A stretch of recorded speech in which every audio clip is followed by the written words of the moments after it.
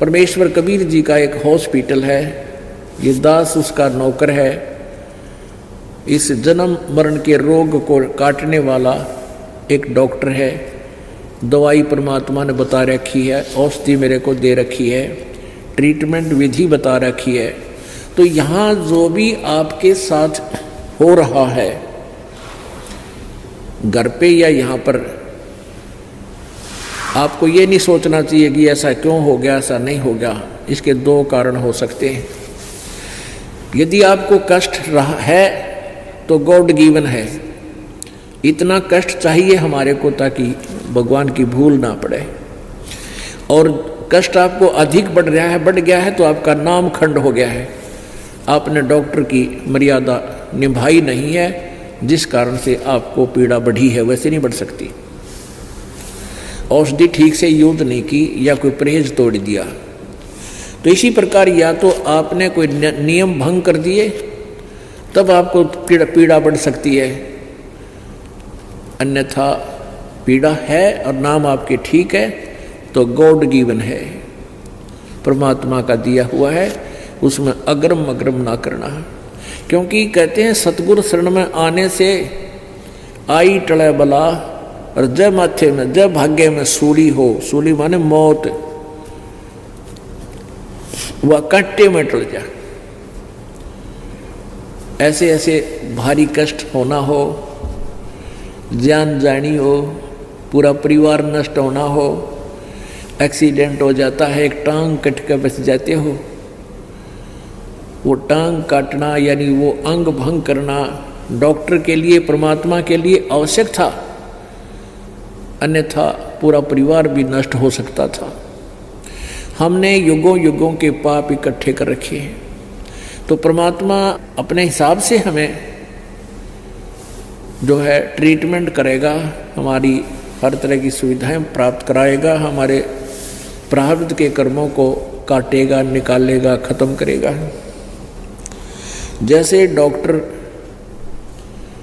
बताता है कि तेरा ये हाथ कटेगा अन्यथा पूरा शरीर नष्ट हो जाएगा, तो फिर डॉक्टर को ये कहना पड़ता है जी जान बचा लो, हाथ बेस से कट जावे।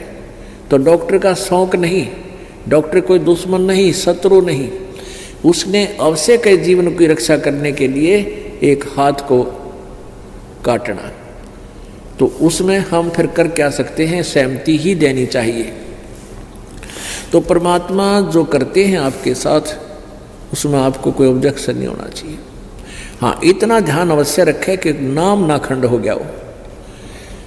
नाम खंड होने से क्या होता है कि जैसे पहले तो जैसे जिसने बिजली का कनेक्शन ना ले रखा तो वो क्या करता है, आटा भी हाथ से पीसे, पशुओं के लिए चारा भी हाथ से काटते थे, ऐसे मशीन व गोल गोल चक्कर की, और जल भी हाथ से निकालते थे, दूध भी हाथ से बिलोते थे, रड़कते थे।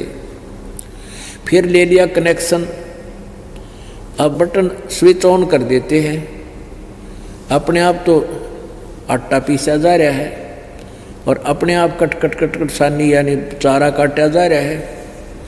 बटन दाब दिया, अपने आप मोटर सुर सुर करके नलका पानी का जो है ना बाल्टी भर देती है। और आपकी नालायकीतें गलतीतें, बिजली बोर्ड का बिल ना भरने से